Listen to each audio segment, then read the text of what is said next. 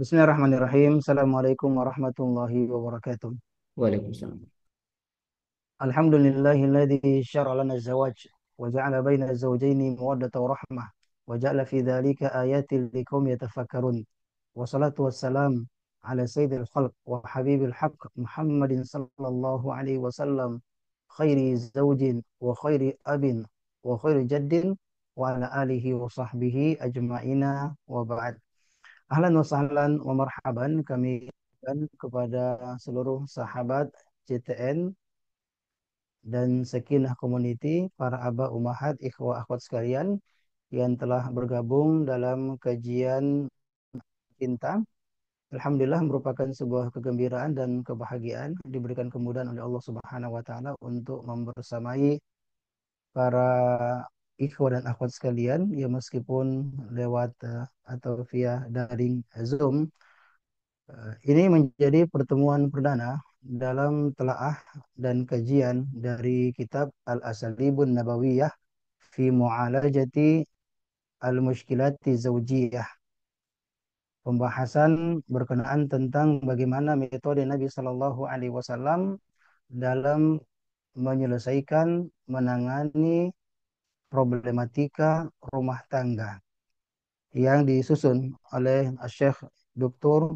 Abdul Semi' Al-Anis hafizahullahu taala, salah seorang dosen dalam ilmu hadis.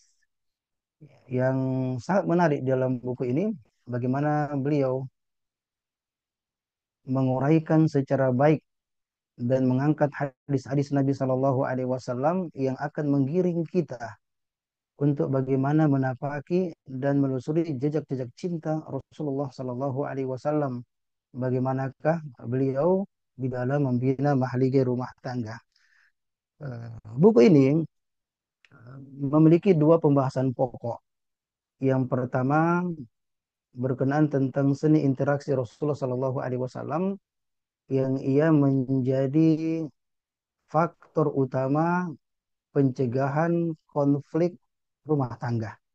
Dan yang kedua yang sesuai dengan judulnya, beliau menggambarkan tentang bagaimana metode Nabi Shallallahu Alaihi Wasallam di dalam menangani konflik atau problem rumah tangga. Yang di situ nanti beliau akan men-spill ya belasan ya sekitar 13 metode Nabi Shallallahu Alaihi Wasallam, teknik Nabi Shallallahu Alaihi Wasallam di dalam menyelesaikan ya persoalan.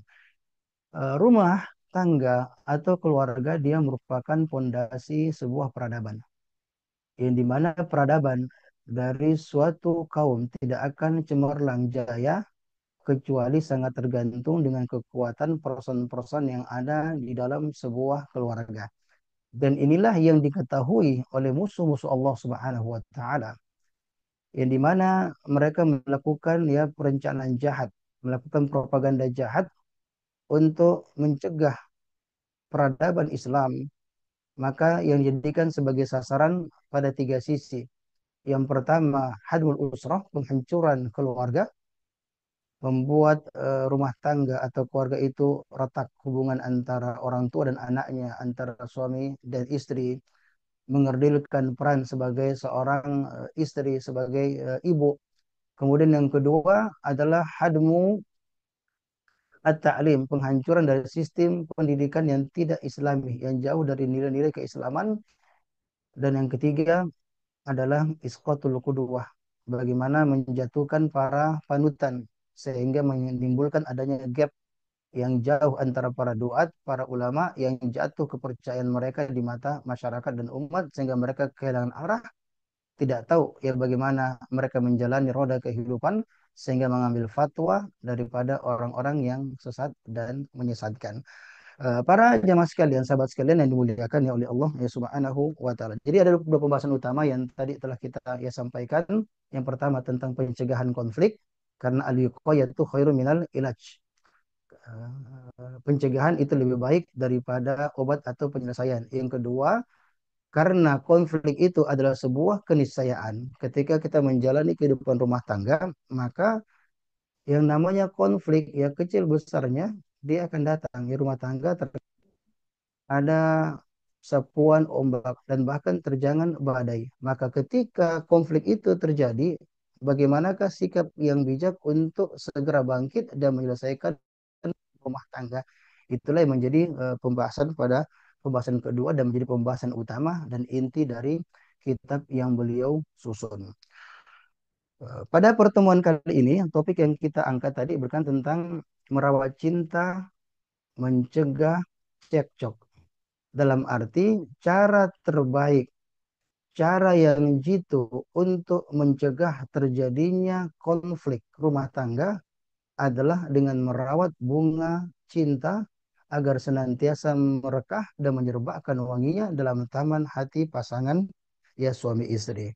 Dan inilah yang beliau uraikan pada bagian pertama dalam kitab beliau, meskipun di sini beliau dengan menggunakan bahasa tentang bagaimana indahnya estetika dari perlakuan Nabi Shallallahu Alaihi Wasallam kepada istri-istri beliau. Dalam tamhid beliau, dalam pembukaan beliau, dalam mukaddimah beliau pada bagian pertama, yang beliau membahas ya pada bagian pertama, ya tentang bagaimana Rasul Shallallahu Alaihi Wasallam, Rasul Az-Zawj wa manhaju fi hayatihi az-zawjiyah, tentang bagaimana penyikapan manhaj dan cara Nabi Shallallahu Alaihi Wasallam di dalam membina mahligai rumah tangga. Dan di situ beliau mengatakan bagi orang yang mengkaji, meneliti, dan menyelami dari kehidupan rumah tangga Nabi Shallallahu Alaihi Wasallam, maka niscaya dia akan mendapatkan kesimpulan yang terang benderang bahwasanya kehidupan Nabi Shallallahu Alaihi Wasallam merupakan tatbikun amali dak.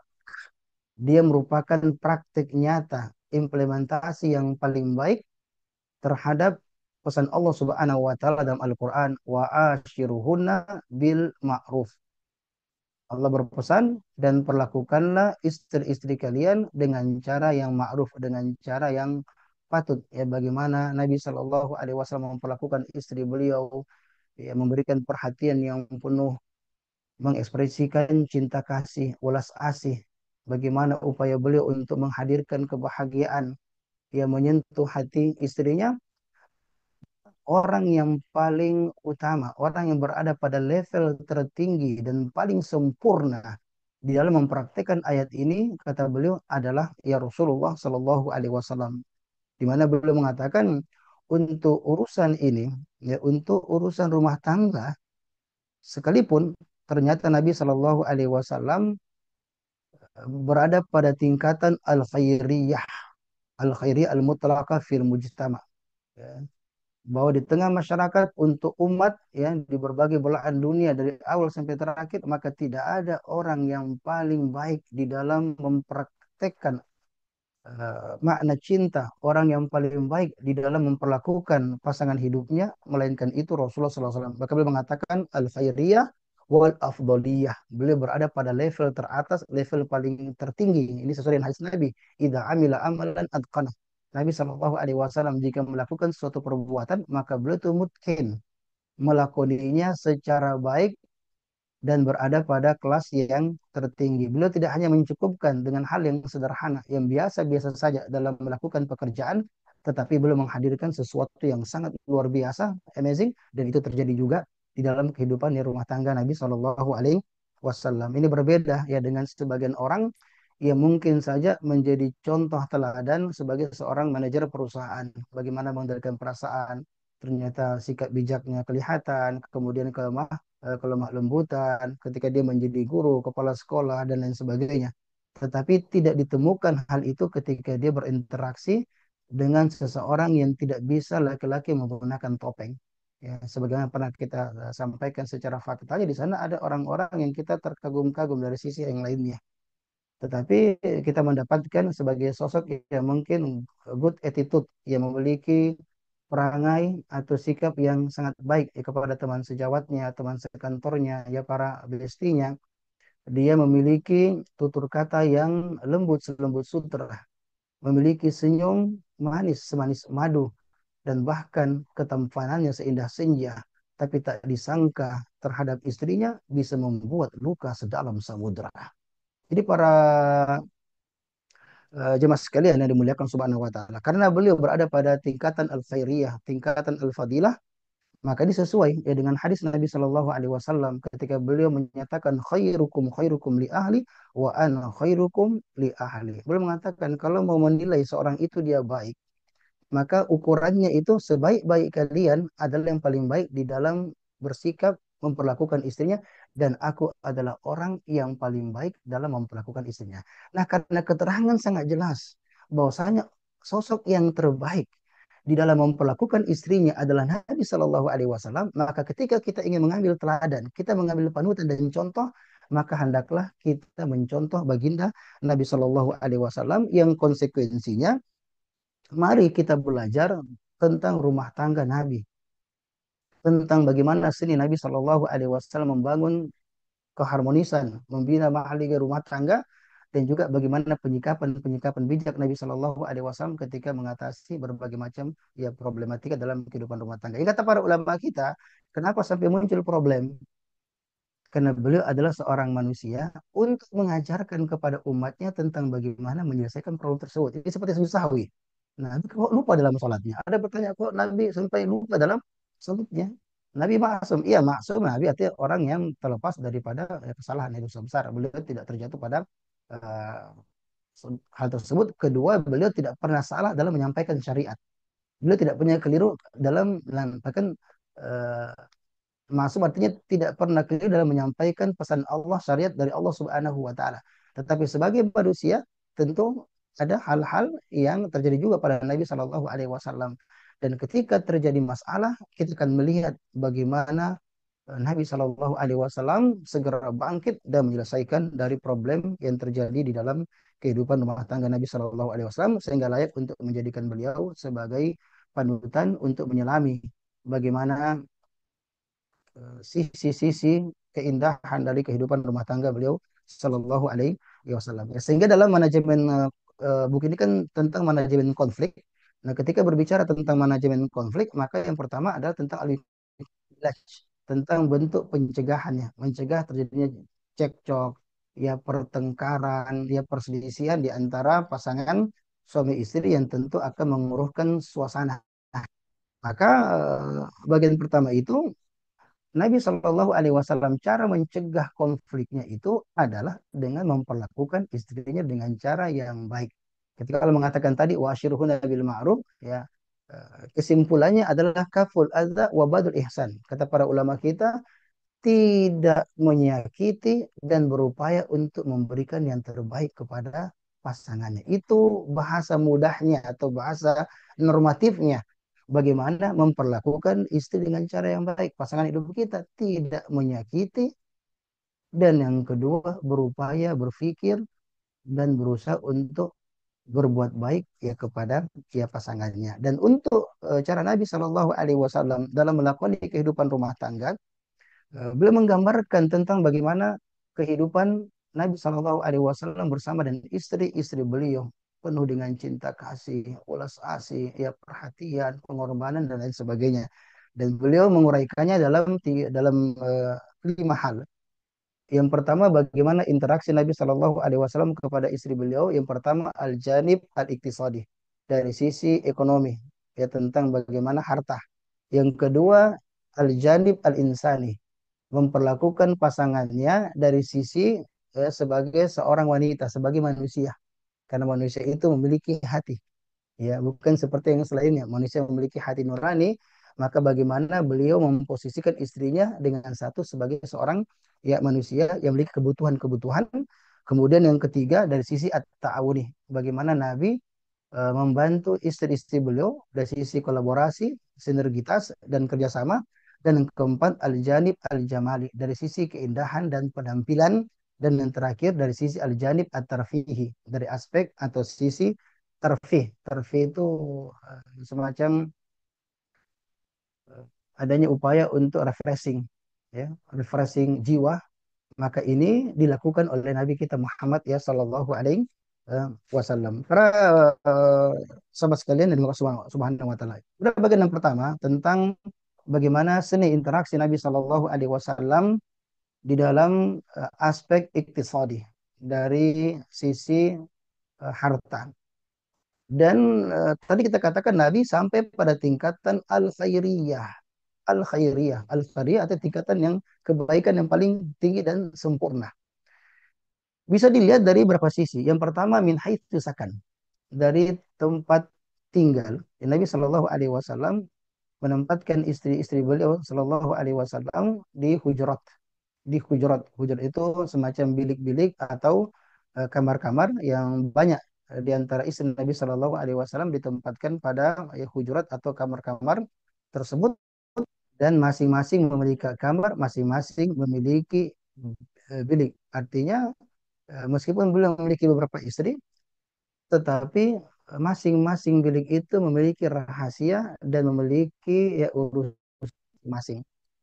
Dan kita bisa nambahkan bahkan dalam Al-Quran disebutkan ya tentang hal ini, innalladzina innadunaka mi wara'il hujurat, tentang bagaimana digambarkan tentang adab ya ketika memanggil Nabi Shallallahu Alaihi Wasallam, ya ada yang dianggap kurang beradab ya miwarail ya hujurat, ya dikenal orang-orang yang layak kilun, aksarum layak kilun. Tapi kesimpulan di sini, beliau menyediakan ruang ya tempat tinggal meskipun dia terlihat sederhana ya, tapi dalamnya penuh dengan keindahan.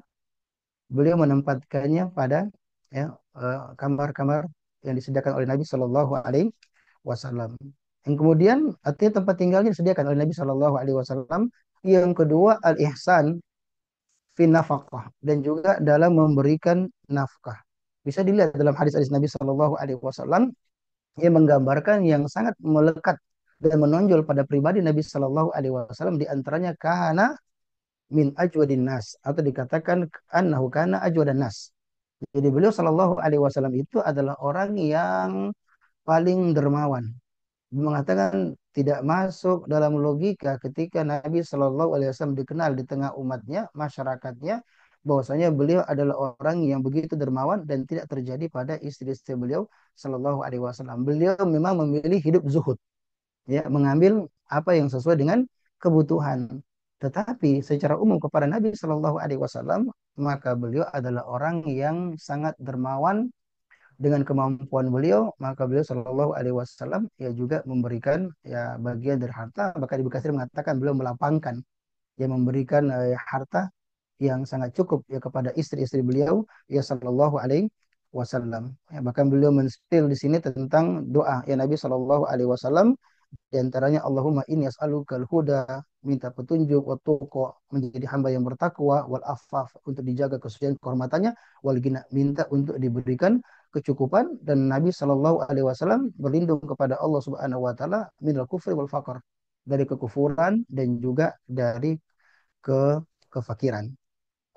Dan Ibn Hazm sendiri dan para ulama lainnya ketika menceritakan tentang bagaimana nafkah yang diberikan oleh Nabi Shallallahu Alaihi Wasallam, kebiasaan Nabi itu beliau menyimpan makanan untuk setahun, sehingga Imam Nawawi dan banyak ulama yang lainnya menyatakan ia bahwasanya wa fil hadis jawaz iddikhar qutisannah wa jawaz iddikhar lil iyal wa anna hadza la yaqdah fi tawakkul wa ajma ulama ala jawaz iddikhar fima yastagilul insan min qaryatih wa ila akhirih.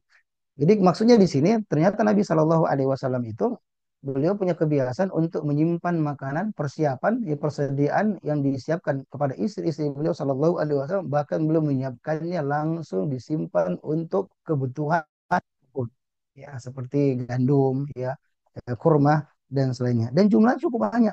Ibnu Hasan menyebutkan bahwasanya ya pada setiap tahunnya Nabi Shallallahu Alaihi Wasallam menyediakan 20 wasak gandum dan 80 wasak tamar. Satu wasak itu 60 sok. Satu sok sekitar kalau kita bilang 3, berapa? 3,5 liter ya.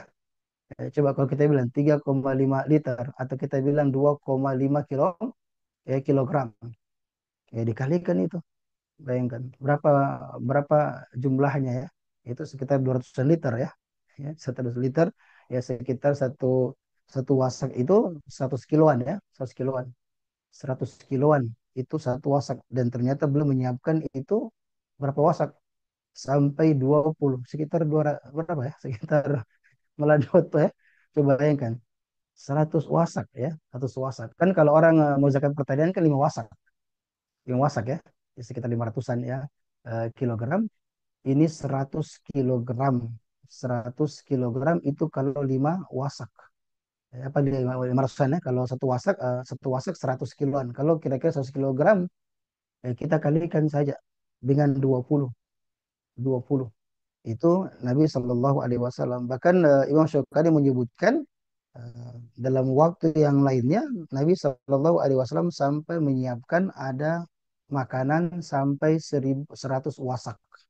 100 wasak ya. Coba ikan satu wasak 1000 kilogram ya. Mau 100 kilogram ya. 100 kilogram satu wasak dikalikan ya 100. Artinya Nabi Shallallahu Alaihi Wasallam benar-benar memberikan perhatian terhadap pemberian nafkah. Dan hadis Nabi Shallallahu Alaihi Wasallam mengatakan ketika beliau membandingkan tentang berbagai macam bentuk nafkah, maka nafkah yang paling baik adalah dinarun anfakta ala ahlik. 1 dinar yang engkau belanjakan untuk memenuhi kebutuhan wajib dari istri-istri kalian.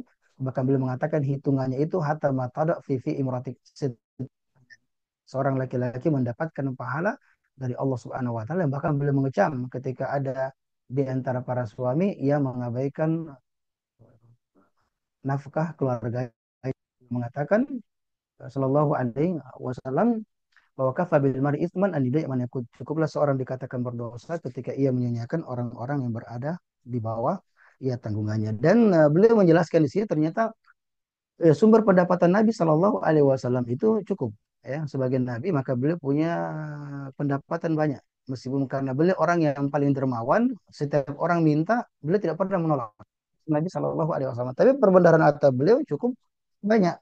Setidaknya para ulama kita yang menyebutkan ya sebagaimana dikutipkan oleh ya, penulis di sini ya bahwa beberapa pendapatan Nabi Shallallahu Alaihi Wasallam jika berkaca dengan hadis-hadis Nabi Shallallahu Alaihi Wasallam ada al-fai.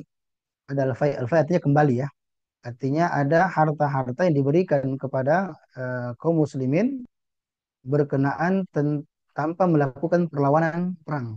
Jadi kan perang ada kontak senjata, ada ketika mau perang ternyata lawan menyerah dan tidak melakukan kontak senjata. Nah, di antaranya itu diambil padanya harta al-fai. Jadi mereka menyerahkan ya harta mereka ya diberikan kepada kaum muslimin ya sebagaimana yang terjadi pada Bani Nadir. Ya beliau mereka ketika berhadapan dengan pasukan Nabi Sallallahu Alaihi Wasallam maka mereka menyerah dan secara sukarela ya mereka menyerah dan menyerahkan harta mereka itu namanya al-fai. Ada juga dari ghanimah harta rampasan perang. Kemudian ada juga dari as-sofi. Ini sebelum ghanimah dibagikan maka ada sofi. Sofi kan yang mukhtar. Jadi benda-benda pilihan, barang-barang pilihan. Karena ghanimah kan tidak boleh diambil, tidak boleh di apa? Tidak boleh ditilep, nggak boleh ditilep. Ghanimah itu nanti dibagikan oleh imam ya setelah selesai perang.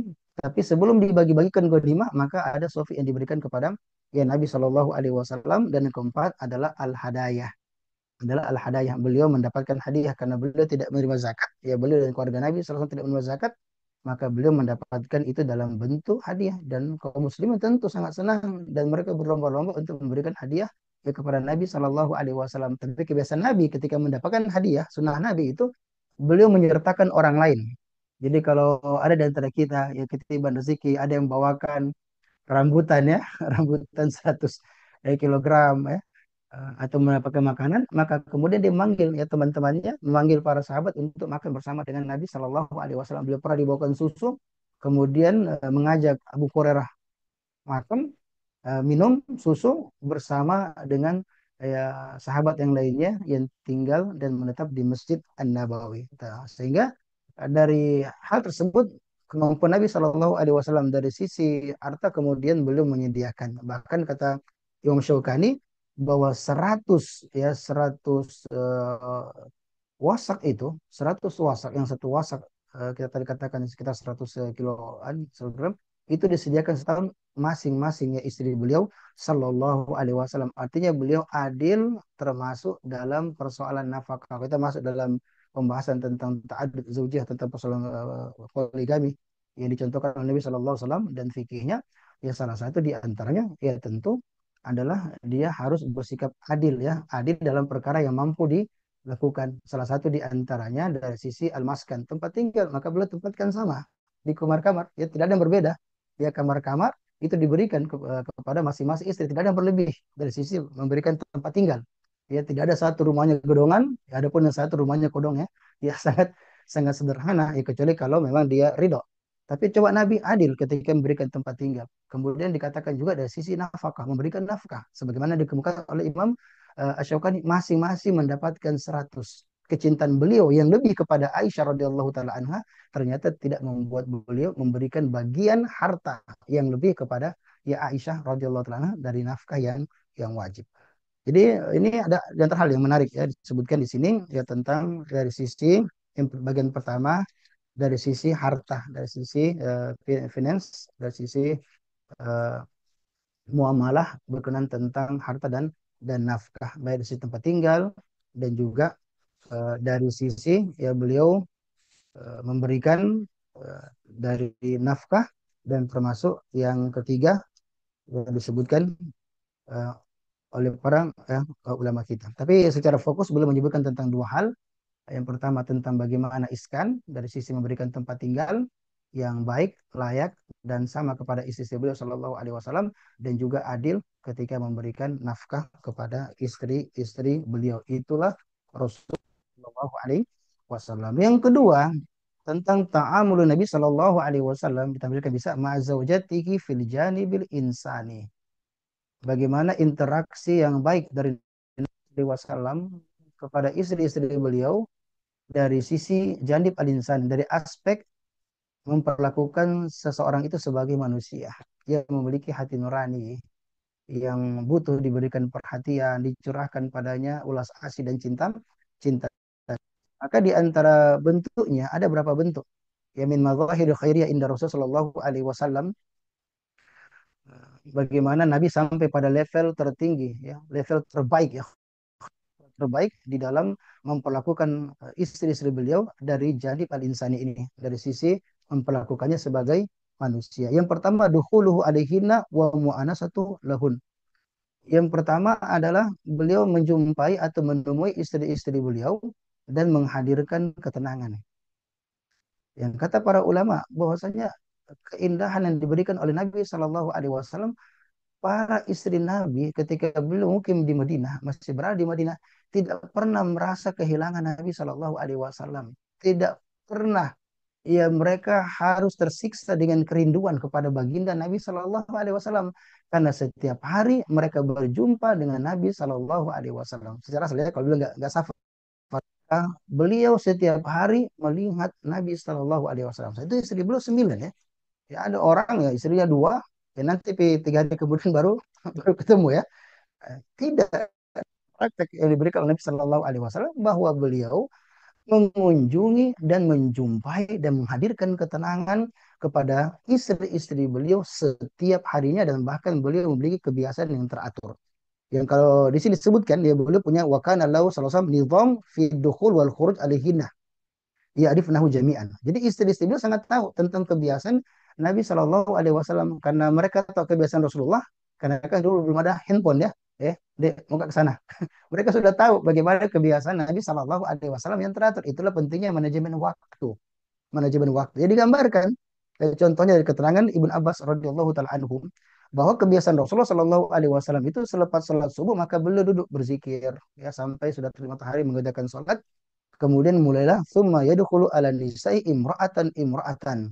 Kemudian beliau datang dan mengunjungi istri-istri beliau dan menyalami mereka satu persatu wa yad'ulahun dan mendoakan mereka. Coba bayangkan baru nanti dia mabit pada tempat yang memang menjadi gilirannya. Nabi Shallallahu Alaihi Wasallam ya setiap pagi beliau datang mengunjungi istri beliau yang tujuannya beliau menyampaikan salam, kemudian menyampaikan salam kepada mereka dan kemudian mendoakan berkah kepada mereka. Ini yang kita lakukan. Ketemu ada suami tidak pernah doakan istrinya di hadapannya. Ya barakallahu fiik, ahsanallahu ilaik. Kan gitu kan? Dan itu dilakukan oleh Nabi Shallallahu Alaihi Wasallam menjumpai istri beliau sehingga istrinya artinya bisa melepaskan kerinduannya kepada Nabi Shallallahu Alaihi Wasallam. Kemudian beliau menyampaikan salam, kemudian mendoakan mereka itu yang dilakukan. Itu yang dilakukan. Nah, beliau punya kebiasaan juga nanti dalam keterangan lainnya setelah asar. Setelah asar beliau selepas salat asar dakhala ala nisa'i fayadnu min ihdahun. Kemudian beliau berjumpa dengan istri beliau dan mendekat. Mendekat maksudnya min ghairi masis ya dalam keterangan lainnya tanpa beliau melakukan hubungan ya suami istri. Jadi beliau dekat. Nah, para ulama kita berusaha untuk memadukan seperti Imam Ibn Hajar bahwasanya kalau pagi-pagi itu umumnya salam ya mendoakan. Tapi kalau sudah sore-sore, itulah beliau isti'nas wa muhadasah. Situlah beliau ngobrol, ya asik ngobrol bersama dengan ya istri-istri beliau Shallallahu Alaihi Wasallam. Jadi kalau bahasa kita pagi-pagi mukadimah ya, jadi menyampaikan salam, ya mendoakan. Kemudian pada sore hari, ya di samping itu beliau juga menyempatkan diri untuk ngobrol, ya duduk ya bersama dengan istri-istri beliau ya Shallallahu Alaihi Wasallam. Kemudian nanti pada malam harinya mereka berkumpul bersama biasanya untuk makan siang di makan malam di rumah yang kena gilirannya. Ini gambaran ya kehidupan ya Nabi Shallallahu Alaihi Wasallam. Dari sisi sebagai manusia tentu manusia ingin mendapatkan perhatian dan Nabi memberikan perhatian ya kepada istri-istri beliau. Uh, Kemudian juga yang disinggung sih tentang Nabi Shallallahu Alaihi Wasallam itu memiliki al-qasam al-adil fil mabit. Ya, jadi kita katakan beliau mengunjungi, ya, beliau mengunjungi, tapi tidak berhubungan. Beliau mengunjungi istri beliau, beliau menyapa mereka, menyampaikan salam, mendoakan mereka, bahkan ngobrol, tapi tidak masih melakukan hubungan badan, tidak melakukan hubungan suami istri.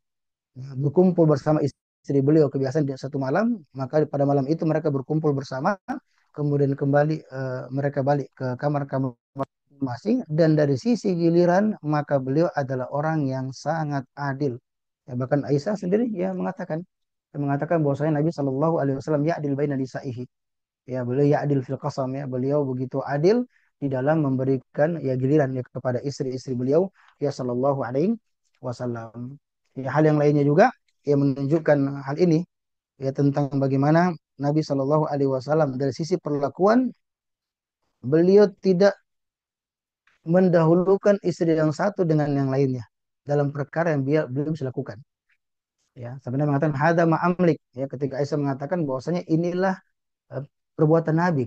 Beliau ya'dil baina nisa'i fil qasam dalam urusan mabit beliau ternyata begitu adil. Tadi saya sebutkan tadi bagaimana adil ketika memberikan tempat tinggal. Semuanya tempatnya sama al-hujurat.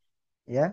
Kemudian kedua, bagaimana ya adilnya Nabi Shallallahu Alaihi Wasallam ketika memberikan nafkah masing-masing diberikan 100 ya wasak oleh Nabi Shallallahu Alaihi Wasallam.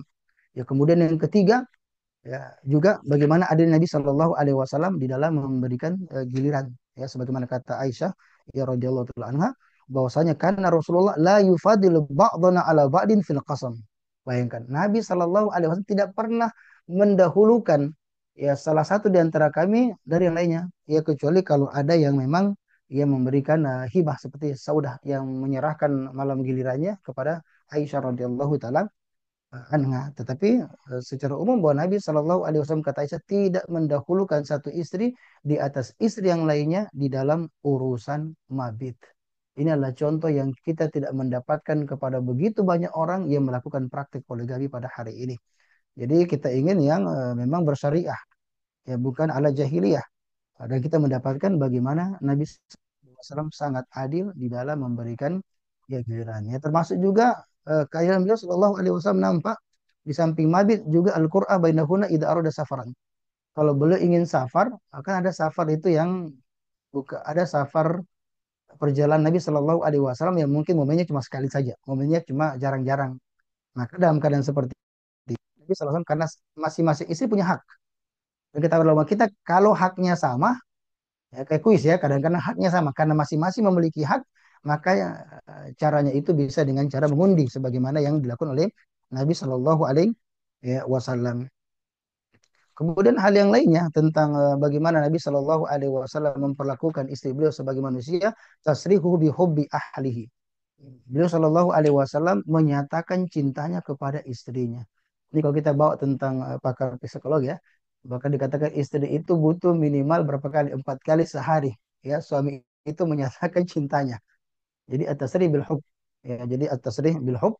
Bagaimana Nabi Shallallahu Alaihi Wasallam menyatakan cintanya kepada istri beliau Shallallahu Alaihi Wasallam. Ini nampak. Nabi Shallallahu Alaihi Wasallam bagaimana beliau menyatakan cintanya kepada kepada istrinya, dan bahkan beliau menyampaikan itu bukan di hadapan istri saja, bahkan kepada orang lain. Ketika Nabi ditanya siapakah wanita yang paling kamu cintai, adalah Aisyah radhiyallahu taala anha. Bahkan ketika dia menikahi Aisyah radhiyallahu taala anha, beliau sering-sering menceritakan tentang Khadijah radhiyallahu taala anha, wanita pertama yang bersama Rasulullah Shallallahu Alaihi Wasallam. Bahkan ingatan Nabi Shallallahu Alaihi Wasallam itu jauh seperti Khadijah radhiyallahu taala, maka dia tidak pernah melupakan ya sosok yang sangat berjasa di dalam kehidupan ya Rasulullah Shallallahu Alaihi Wasallam. Dan bahkan disebutkan dalam beberapa kesempatan ketika beliau diberikan sembelihan, diberikan daging, maka beliau kemudian membagi-bagikan daging tersebut kepada teman-teman Khadijah radhiyallahu taala anha. Kemudian beliau sampai ditanya, kenapa sampai engkau melakukan hal yang seperti ini untuk mengenang istrimu Khadijah?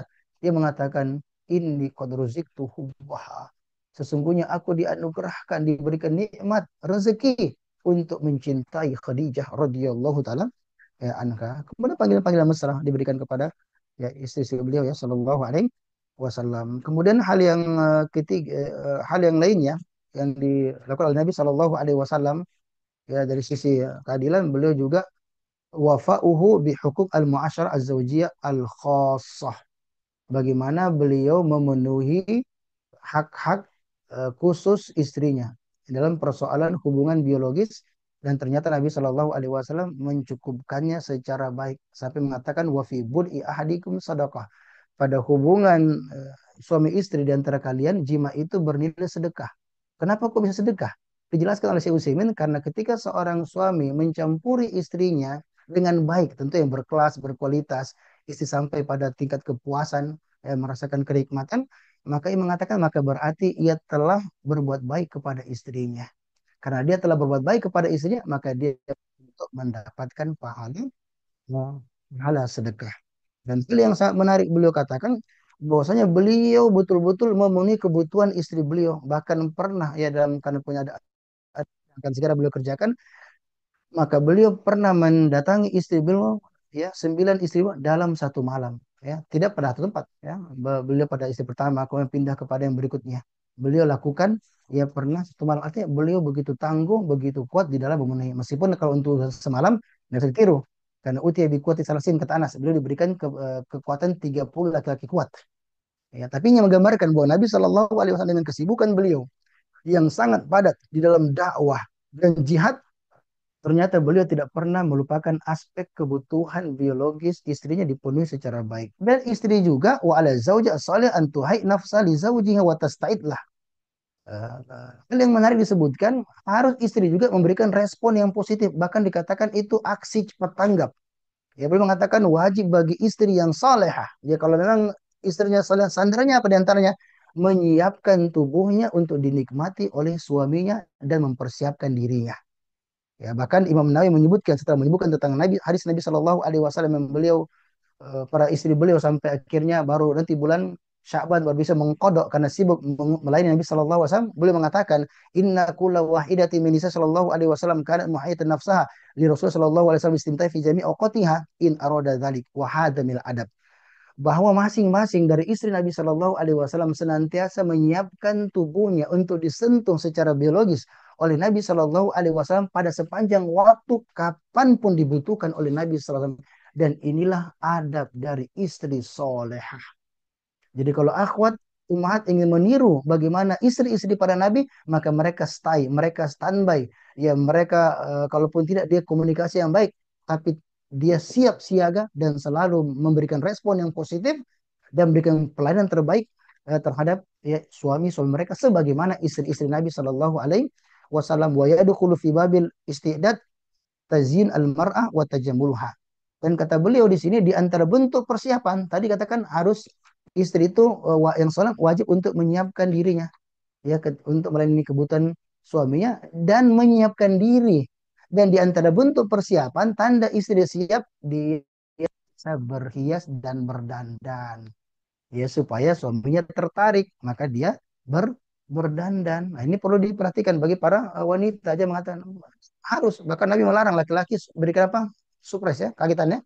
Pokoknya datang tiba-tiba sehingga istrinya tidak sempat untuk membersihkan dirinya atau mencukur bulu pada kemaluannya, dan artinya bahwa saya istri itu kata ulama kita ya menelah hadis Nabi, istri-istri Nabi menyiapkan diri mereka dan mempersiapkan. Di antara bentuk persiapan dengan tampil cantik dan menarik, dan ini menjadi PR besar bagi mak-mak di Indonesia. Karena berhias di depan suami bukan kultur. Berhias ke kantor itu kultur. Ya, berhias ketika mau keluar rumah itu sudah kebiasaan. Ya, umumnya wanita Indonesia. Ini berbeda. Ya, dengan sahabat, sahabiat, dan orang-orang Arab yang mereka membiasakan diri mereka untuk berhias karena ada doktrin, ada sebuah hal yang diajarkan secara turun-temurun oleh orang-orang Arab dari pesan Umar binti Haris, janganlah sampai suami mencium bau yang tidak enak. Artinya istri selalu tampil wangi. Yang kedua, jangan sampai suami melihat hal yang tidak bagus darimu. Artinya istri berupa untuk merawat dan menjaga penampilannya berada pada performa terbaik di dalam menampilkan diri di hadapan. Kalau bahasa mentikal jima filailah wahidah, ya tidak mengapa ketika mengulang hubungan biologis pada satu malam dan lain sebagainya. Ini banyak sekali hal yang ingin disampaikan sebenarnya dalam ini, bahwasanya di antara hal berkaitan sama persoalan ini, bahwasanya dikatakan beliau mula abah wal mudah haka bin zaujain, beliau sering membuat istri beliau tertawa, ya tulaiba wa tulaibu. Kalau orang menikah itu mencumbu istri dan istri membalas mencumbui, bukan satu arah. Tudahikuha wa tudahikuk, beliau mencandai, artinya kita sebagai suami dianjurkan untuk membuat istri kita tertawa dan istri kita juga bisa membuat tertawa, maka diperbolehkan yang namanya rayuan-rayuan dan lain sebagainya. Dan juga kebiasaan Nabi dikatakan takbil, ya, mencium istri beliau Shallallahu Alaihi Wasallam, kemudian juga merayu beliau atau membuat beliau istri beliau itu senang ketika makan dan minum, yang dimana digambarkan di sini ternyata lagi haid pun ternyata Nabi itu mencandai istrinya, mengambil hatinya apa, beliau minum dari bekas minumnya istrinya. Kemudian istrinya berpindah makan daging, sisa dagingnya diambil lagi sama Rasulullah SAW. Kalau cari berkah kan harusnya Rasulullah minum dulu, ya kan? Tapi ternyata itulah Nabi, dia menunjukkan hal yang baik ya kepada istri beliau Shallallahu Alaihi Wasallam. Dan termasuk hal yang diperhatikan adalah dekat-dekat dengan istri, ya. Jangan, Nabi itu dekat dengan istrinya, bahkan digambarkan dalam banyak kesempatan biasa Nabi wadian ra'sahu ala fakhdi, kode nama kebiasanya beliau biasa kalau lelah tidur di atas pangkuan dan paha siapa? Aisyah radhiyallahu taala dan istri-istri beliau ya sallallahu alaihi wasallam. Jadi kalau ada suami itu jauh-jauh sama istrinya itu masalah itu. Jadi istri suami yang baik itu dia dekat-dekat ya, suka lengket sama sama istrinya ketika berjumpa, maka berkualitas perjumpaannya, mesti waktu yang panjang, tapi kualitas ya kepada istri beliau. Dan beliau juga menyurat di sini tentang beliau mandi bersama dengan ya istri beliau ya sallallahu alaihi wasallam. Artinya cara untuk meredakan ketegangan, ya bisa refreshingnya juga yang diajarkan oleh Nabi adalah mandi bersama. Dicontohkan oleh Nabi Shallallahu Alaihi Wasallam, kuntu aktasil kan, dikatakan tentang Nabi SAW, Aisyah saya Nabi mandi, ya saya mandi bersama dengan Nabi SAW dalam satu bejana. Jadi mereka saling lomba-lomba mengambil air ya. Jadi istri beliau kayak Maimunah dan lain sebagainya. Maka ketika kan mereka dulu kalau ambil air bukan pakai gayung tapi ciduk dengan tangan satu loyang.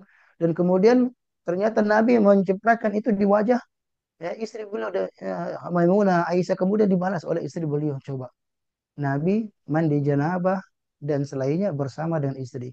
Ada mengatakan, ya, yang lain-lain dirasa kok seperti itu. Ini dicontohkan oleh Nabi SAW untuk bagaimana bisa menambah kedekatan dan kemesraan di antara pasangan suami istri. Dan kita hanya baru membahas tentang ya tentang beberapa aspek saja yang kita rencanakan tadi.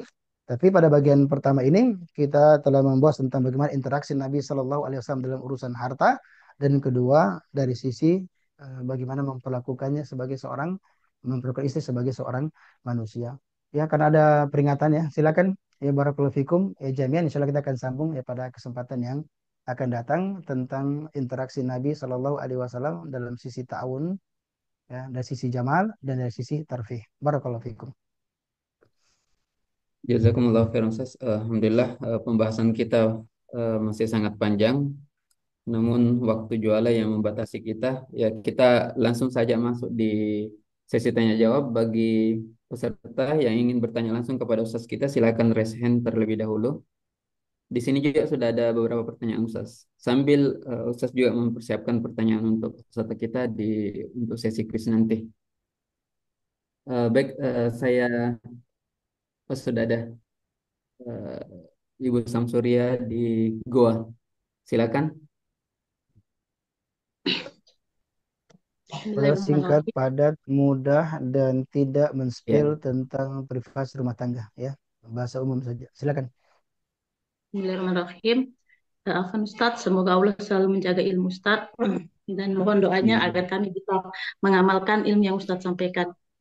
Afwan Ustadz, kami seorang wanita karir yang kami tanyakan bagaimana jika tiba-tiba eh, kantor kami mendadak memberikan tugas dan di sisi lain suami kami menginginkan kami tetap tinggal di rumah. Mana yang kami lebih dahulukan? Karena kalau tugas itu kami sudah ada ikatan ikatan kontrak istilahnya Ustaz ada ikatan kontrak. Jadi mana yang lebih kami dulukan suami atau kantor? Karena kalau kantor juga ada punishmentnya Ustaz. Kalau kami tidak laksanakan. Cukup Ustaz. Ya, Jazakillah bismillah, khairan. alhamdulillah, wassalatu wassalamu ala Muhammad wa ala Silakan alihi Ustaz. wa ba'd. Terkadang seorang itu dihadapkan pada dilema. Dan diantaranya seperti kasus yang tadi disampaikan. Dan masing-masing punya akad asalnya. Al-mu'min ala syuruti. Mungkin berlindung dengan mukmin itu memiliki syarat-syaratnya. Ada akadnya. Dengan suami juga ada akadnya. Bahkan dikatakan akadnya mitsaqan ghalidhan. Mitsaqan ghalidhan. Dan di antara bentuk akad ketika kita menikah adalah akdun yuhillu akdun yaktadi hilal istimta baina zaujain. Akad yang dengannya dilegalkan adanya hubungan persenggamaan, hubungan khusus di antara suami istri. Itu definisi dari pernikahan yang membedakan dengan yang lainnya. Dan ingat, kebutuhan biologis laki-laki itu tidak kayak perempuan.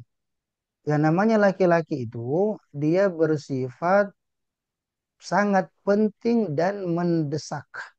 Sangat penting dan mendesak.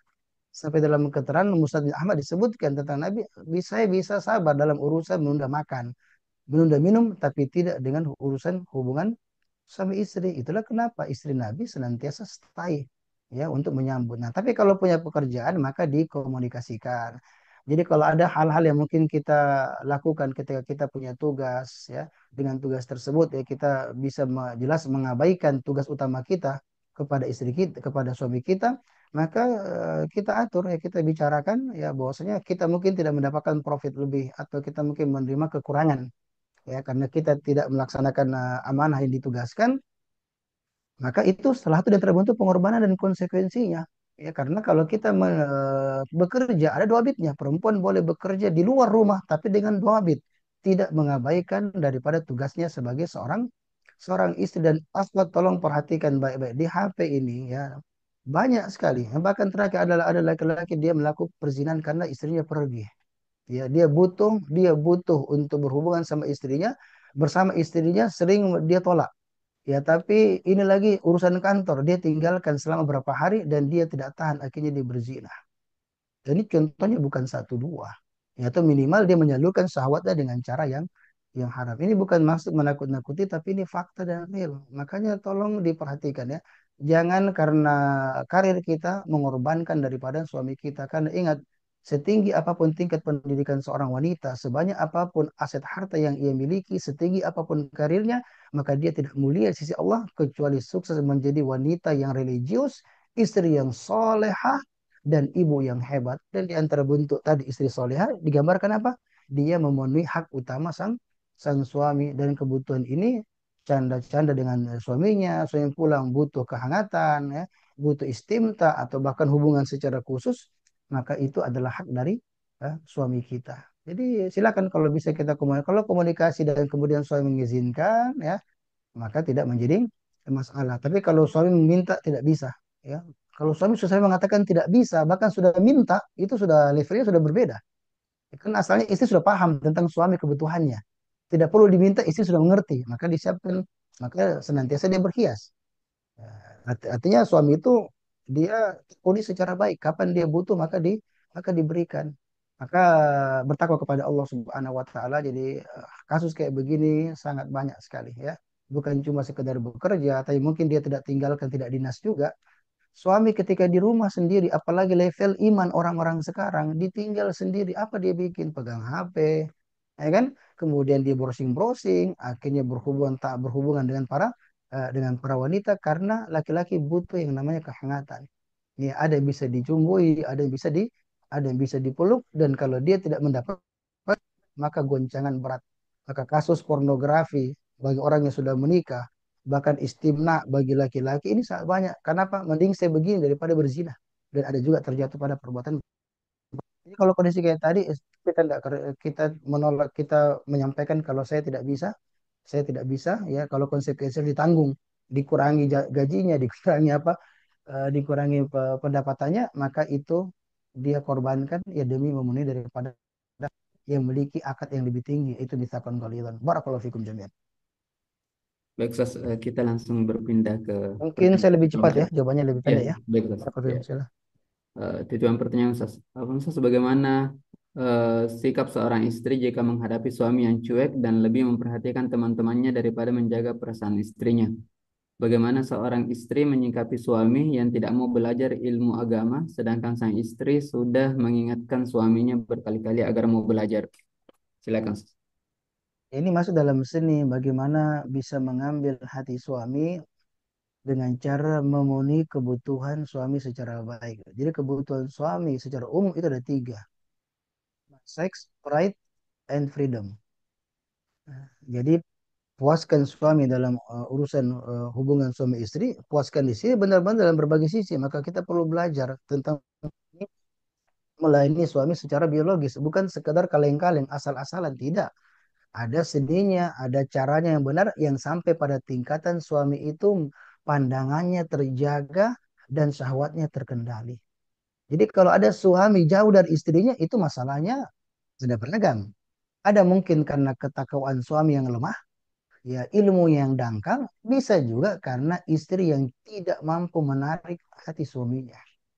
Dan yang dua-duanya itu banyak dan banyak juga yang terpadu antara keduanya. Ya suami yang lemah takwanya, lemah ibadahnya, ya buruk dari sisi akhlaknya, dangkal ilmunya, dan istri juga yang tidak totalitas di dalam memberikan pelayanan kepada suaminya dari sisi dapur, sumur, dan kasur itu. Ya, kemudian dari sisi seksnya, kemudian pride-nya tadi menghargai suami, mentaati suami selama tidak melanggar agama, memberikan sambutan yang baik karena laki-laki itu pride ya, laki-laki itu punya harga diri, punya kebanggaan kepada dirinya, maka disuruh taat kepada suami, berbicara dengan lemah lembut. Yang ketiga, asalnya laki-laki hurriyah, punya kebebasan, jangan ya semuanya sisi istri. Tidak begitu. Selama bukan hal yang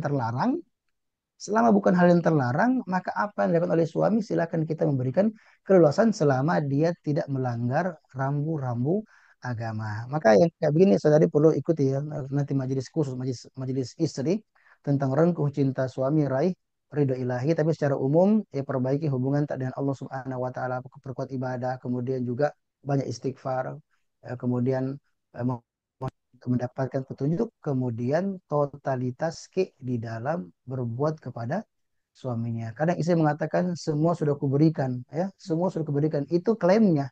Tapi ketika digali ternyata dia belum totalitas di dalam memberikan pelayanan kepada suami. Jadi ini tolong untuk kita perhatikan, baik termasuk dari sisi agama di sini, agamanya baik, akhlaknya baik, tutur katanya baik. Jadi banyak aspek untuk kita bisa mengambil hati ya suami kita, tapi secara umum husnul ibadah, husnul isyrah. Baik ibadah kepada Allah Subhanahu wa taala, takut kepada Allah Subhanahu wa taala, bersihkan rumah dari maksiat.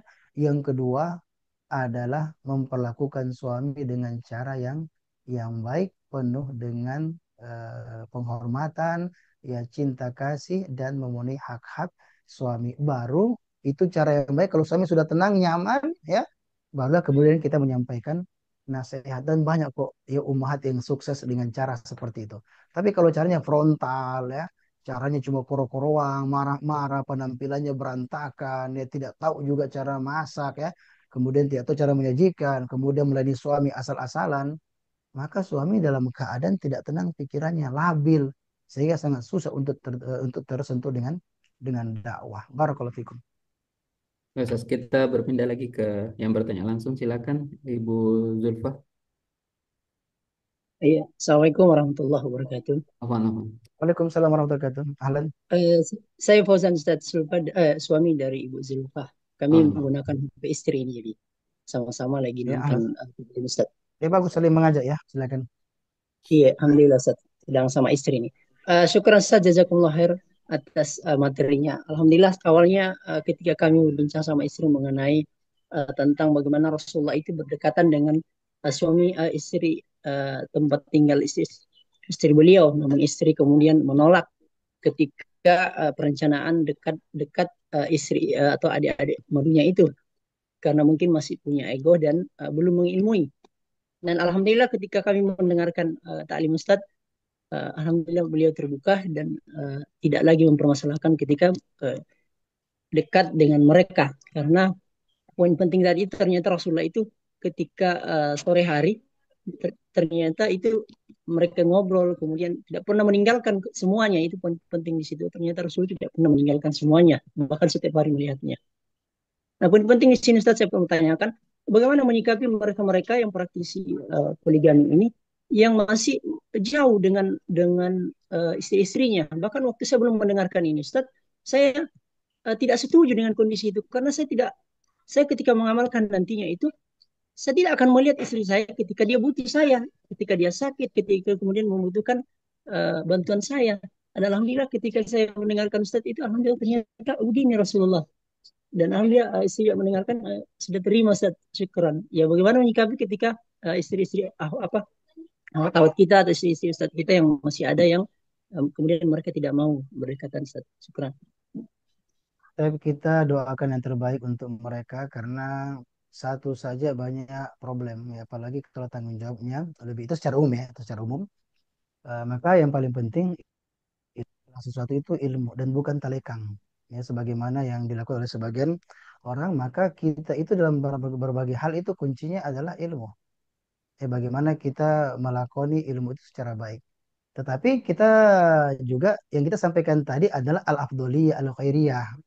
Itu level tertinggi yang dilakukan Nabi Shallallahu Alaihi Wasallam ketika beliau bersikap adil dari tinggalnya. Adapun berdekatan ini dari sisi fisik dia dekat dengan hati istrinya dan juga dengan istri lengket dengan istri dia maka tidur di pahanya istrinya makan bersama dengan istri beliau. Adapun kalau ulama melarang asalnya kalau satu rumah isinya dua di situ tinggal bersamaan. Maka Nabi kan bikin bilik-bilik karena masing-masing memiliki rahasia. Suami tidak boleh menceritakan tentang apa yang terjadi di istri pertama, menceritakan apa yang terjadi konflik di istri ketiga. Itu adab. Jadi bukan berarti mengatakan kalau empat istrinya berarti ya sama-sama harus mengetahui, tidak. Masing-masing memiliki rahasia dalam kehidupan bilik-bilik ya rumah tangga beliau. Kemudian bisa boleh Sofia kan tidak tinggal di bilik, tidak tinggal, tapi rumahnya mirip-mirip juga itu tempat tinggalnya, tapi dia berada tinggal pada tempat yang lain, bukan dekat dengan masjid, tapi posisinya sangat dijangkau oleh Nabi kita Muhammad Sallallahu Alaihi Wasallam dan jalan kaki bisa sampai ke rumah ya istrinya ya Sofia yang pernah menjenguk ketika beliau sementara melaksanakan ibadah iktikaf. Yang penting itu adil ketika memberikan maskan. Al-adlu mustata kata Syekh Fauzan. Al-adlu al-mustata yang diwajibkan adil yang mustata. Wa huwa taswiyatu baina zaujat. Artinya sama rata dengan istri dari sisi al-maskan, dari sisi tempat tinggal, dari sisi nafkah, dari sisi makanannya. Ya, kemudian dari sisi al-maskan tempat tinggalnya dan juga dari sisi al-mabitnya dan malbasnya. Jadi pertama makanan, kemudian pakaian, malbas, yang ketiga adalah tempat tinggal dan keempat adalah mabitnya dan tidak boleh kalau satu rumah. Ya, kecuali kalau mereka ridho, tapi nggak boleh dalam satu rumah dan diletakkan pada tempat-tempat yang terpisah dan intinya posisinya di mana dia bisa untuk menjumpai istrinya dan dia bisa bersikap adil kepada istrinya. Tidak mesti juga satu tempat ya. Kalau satu di Antang, satu di tempat yang lainnya, tidak menjadi masalah. Tapi kata Ibnu Qudamah, bagaimana kalau dia terpisah kota? Dia boleh kalau istirdo, tapi secara asal dia wajib sama rata. Ya, dia mabitnya sama istri ini kalau dibagi 2 hari 2 hari atau setiap pekan sepekan 3 hari 3 hari. Tapi makan sebaiknya nggak lebih 4 hari, 4 hari, 4 hari, ya atau bergantian selang-seling. Nah, tapi kalau dia umpamanya dia tempatkan istri pertamanya di Makassar, satu di Palopo, kemudian dia hanya mengunjung di Palopo setiap bulannya dan tidak ada akad sebelumnya, dalam arti istri tidak istirdo, istri tidak diminta ridho, maka wajib baginya adil kata beliau. Dia yang salah, kenapa pilih jauh? Konsekuensinya dia harus adil terhadap istrinya. Satu di Makassar, satu di Palopo. Dia harus memang berusaha untuk memenuhi kebutuhan mereka secara adil termasuk dari sisi mabitnya. Kecuali kalau dia minta istirdo, sudah akad ya. Saya sampai sekarang belum bisa mengunjungi kita secara 2 hari 2 hari ya. Saya hanya bisa setiap pekannya. Maka yang seperti ini maka diperbolehkan. Diperbolehkan kalau ridho istri. Tapi kondisi normal ya lihatlah seperti Nabi Shallallahu Alaihi Wasallam. Jadi nggak mesti juga rumahnya berdekatan satu kompleks ya. Karena kita memiliki kebutuhan berbeda. Nabi itu karena kebanyakan aktivitas itu di masjid. Masjid itu aktivitas beliau Sallallahu Alaihi Wasallam. Tapi kalau mau beda kompleksnya nggak mengapa. Yang penting ada kemungkinan beliau paling baik bisa setiap hari ya menjumpai istri-istri beliau. Nanti malamnya baru mabit ya di rumah yang memang datang ya gilirannya. Tapi ini masuk kita baru pertemuan pertama ya, jadi kita tidak panjang juga ya pembahasan tentang masalah itu. Kita ada kajian khusus nanti insya Allah. Berapa Rem-rem menit? dulu, Sas. Bahasa Ya rem-rem ya. mungkin ya masih ada beberapa pertanyaan, Sas. Saya baca singkat saja. Apa mana yang lebih afdol, memberikan istri nafkah sesuai kebutuhannya atau memberikan semua penghasilan kita kepada istri dan istri yang mengaturnya? Kepada Ustaz. Jadi asalnya tidak boleh menggunakan konsep suami. Semua uang milik istri. Nah, dan untuk nafkah yang diberikan oleh suami ya tentang memberikan makannya, memberikan pakaiannya, memberikan tempat tinggal. Adapun manajemen keuangan dilihat saja ya. Dan ini berbeda antara satu keluarga dengan keluarga yang lainnya dan berkenan sama wafatnya istri. Ada istri dikasih uang gampang, nggak mau pusing. Ini uang 3 juta, 10 juta kita atur. Ternyata dia gampang mengaturnya. Tapi ada wanita ketika dikasih begitu dia tilep ya kayak banyak konten-kontennya ya kemudian dia tidak bisa menggunakan uang itu secara baik dan banyak rumah tangga itu rusak karena bobrok dalam manajemen keuangan. Tapi sebenarnya secara umum itu laki-laki yang mengendalikannya, laki-laki ya, kecuali kalau ada mungkin jadi sebaiknya ya kalau umum ya Basum ini tergantung ya, fleksibel juga. Contohnya dalam perkara yang makanan sehari-hari itu biarkan kita istri kita yang mengaturnya. Tapi kalau cuma sekali sebulan seperti apa? Bayar listrik, ya bayar anak sekolah dan lain sebagainya, maka sebaiknya laki-laki punya peran juga ya untuk mengatur. Asalnya laki-laki itu yang memegang uang. Coba kalau istri yang pegang uang, Anda minta mau pergi ngopi, Dek, mau pergi ngopi, ngapain ngopi-ngopi ya? Jadi ini kan artinya laki-laki tidak punya pride lagi, kayak kurang harga dirinya di hadapan ya meskipun uangnya, tapi ketika dia gayanya meminta uang sama istrinya, itu tidak bagus ya secara ilmu apa namanya bagaimana wibawa seorang suami. Tetapi kalau mengatur sesuai kebutuhan silakan karena istri adalah ro'iyah fi baiti zauji. Dia adalah menteri dalam negerinya lah. Jadi kalau untuk masalah makan karena perempuan lebih update lah. Perempuan lebih update, lebih tahu ya pada konteks kita, pada urf kita lebih tahu tentang kondisi. Jadi silakan ini sayur harga sayur sebagai ini saya kasih beri berapa kebutuhan dibutuhkan. Dia bilang 3 juta untuk kebutuhan sehari-hari. Silakan diberikan kepada. Tapi kalau ada hal tertentu ya ada pakaian yang mau dibeli secara khusus atau ada yang mau diperbaiki di rumah ya maka itu kembali pada suami dan saya dapat banyakkan kisah hal-hal yang menyedihkan ya seorang laki-laki yang begitu dihargai di kantornya dianggap hidupnya sudah sangat mapan ternyata ternyata dia ternyata dia suatu hari ternyata dia dapat tagihan sangat tinggi dia heran sementara uangnya sudah diberikan sama istrinya untuk listrik dan lain sebagainya internet semua telah diberikan kepada istrinya. Dia tanya istrinya, kenapa ini terjadi? Ah, kamu cari saya sendiri, kamu kan laki-laki. Coba. Dia punya uang, tapi semuanya uang dikasih sama istrinya. Kemudian dia minta putrinya. Putrinya bilang, saya tidak punya, tapi kalau mau minta sama pacarku. Dia bilang, sakit sekali hatiku Ustaz. Siapa itu laki-laki sampai itu minta uang samanya? Saya tanya istriku, istri tidak mau.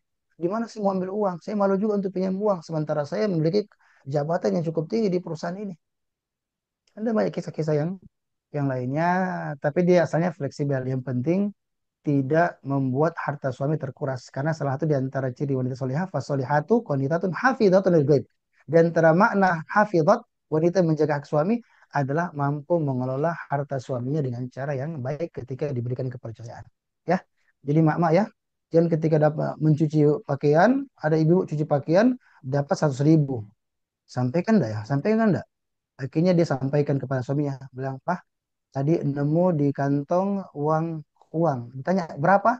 Dia keluarkan berapa? 5.000. Dikasih uang sama suaminya. Artinya istrinya ini kalau dapat uang di kantong celana dia serahkan. Ternyata dia diambil 95.000. Ini kan tentu bentuk penyelewengan ya terhadap hak hak suami, uang suami. Barakallahu. Terus, pertanyaan berikutnya, Oh, ya, ya. bagaimana sikap seorang istri untuk suaminya yang kurang bertanggung jawab, Ustaz? Dalam artian kebutuhan tidak bisa terpenuhi, Ustaz. Ya disampaikan perempuan ketika ada haknya tidak terpenuhi maka dia sampaikan kepada Boleh suaminya. disampaikan. Haknya disampaikan, jangan jadi perempuan yang apa diam, tidak boleh, karena tidak menafkahi istri bagian dari kemungkaran. Dan tugas dari istri itu inu ala amri akhirat, membantu suami dalam urusan akhirat. Dan di antara bentuk urusan agama itu adalah menafkahi keluarganya. Konsekuensi pernikahan dia menanggung nafkah sang istri. Jadi kalau ada haknya nggak diberikan, ya nafkah wajib tidak diberikan oleh suaminya, bukan karena tidak diberikan tas ya, ya ada kebutuhan wajib memang harus diberikan oleh suami, maka disampaikan kepada suaminya dan dia punya hak untuk itu. Ya, kemudian kalau tidak mempan dia mengadukan di pengadilan atau mengadukan ke kuah. Ya, sebenarnya kita agak berat di sini ya. Kalau di negara-negara lain itu salah kalau nafkah tidak diberikan dia mengadu ke pengadilan. Ya, bahkan kebutuhan biologis dia terpenuhi dia mengadukan di pengadilan. Bukan ke pengadilan dalam arti langsung proses tidak. Nanti langsung dimediasi di pengadilan dan diarahkan. Yang panggil siapa? Negara yang panggil, pemerintah yang panggil. Mana mungkin mengelak kan? Ya. Tapi kondisi sekarang ya nasihati suami kita ya kalau tidak mempan ya cari ya orang yang terpercaya, orang yang bijak, ya orang yang berakal punya ilmu untuk menyampaikan nasihat kepada suami. Kalau dia terus-terusan tidak memberikan nafkah, maka perempuan memiliki hak untuk menuntut perceraian. Ya, itu haknya istri. Nah, dia tertawan sama suaminya tidak diberikan nafkah. Ini adalah pelanggaran besar dan banyak laki-laki royal sama istri orang, sama teman-temannya, tapi sekek kikir sama sama istrinya, ya sama temannya. Silakan silakan, ya ambil saya semuanya, saya tangki semuanya. Sampai di rumah biar terang bulan tidak dibawa, dibilang kolesterol nanti istrinya. Ya, padahal dia kikir sebenarnya. Jadi kalau suami kikir seperti itu, berarti dia telah menjatuhkan dirinya pada bahaya yang sangat besar. Tapi istri ngomong, tentu dengan cara yang beradab ya, beradab ya, sampaikan tentang salah satu di antara hak dari istri dan suami itu akan dapat pahala yang besar kan. Kemudian ada ancaman Nabi itu kalau dia tidak memberikan nafkah kepada istrinya. Jadi itu disampaikan dengan cara yang baik. Kalau tidak bisa bisa lebih tegas. Kalau tidak sampaikan di pengadilan dan jangan diam dalam urusannya. Jadi apa jangan diam pada perkara ketika haknya terabaikan. Dia perlu untuk ngomong dengan cara lemah lembut ya, tapi tetap penuhi kebutuhan suami. Ya, kemudian kalau tidak melibatkan orang lain, kalau tidak mempan lagi cari orang lain yang satukan suami. Kalau tidak bisa silakan dibawa di pengadilan ya. Tidak bisa polisi ya kalau urusan begini ya. Itu cuma kekerasan. Silakan ya bisa bawa untuk diri sama para penyuluh ya, penyuluh agama ya. Wallahu taala misal. Ustaz, pertanyaan terakhir, saya menjadi istri sudah berjalan 32 tahun dan saya mau melayani kalau diminta saja, tapi malu untuk meminta. Bagaimana hukumnya, Ustaz? Itu tidak ideal, tapi kan sudah standar lah ya. Kalau suami kan kapan tadi kan dikatakan kapan pun beliau mau kan. Dia Iya. stay kapan pun beliau mau. Nah, tapi bukan berarti perempuan itu tidak meminta ya. Artinya kalau perempuan itu dia punya kebutuhan, maka silakan dia lakukan dan semakin tampil cantik, dia menarik. Cuman tidak tahu apakah pantas nggak disampaikan di sini. Nanti kita ikuti salah saya tentang kajian tentang seni melayani suami di atas seni melayani suami di seranjang asmara. Ada di YouTube nanti adminnya berikan. Intinya di situ istri itu tidak boleh sungkan-sungkan dalam urusan ini. Jadi kalau dia butuh bahkan dia bisa mendekat. Atau caranya apa? Dia mendekat mengenakan pakaian wangi-wangi atau mengenakan pakaian yang super pendek atau kemudian dia mendekap suaminya dari belakang, kata-kata yang semakin manja-manja dan sebagainya. Itulah dikatakan istri yang bagus. Istri bagus itu apa? Ketika dia bisa menjadi penghibur untuk suaminya. Kalau wanita penghibur kata ulama kita itu istilah salah. Kalau orang luar itu cuma dua istilahnya.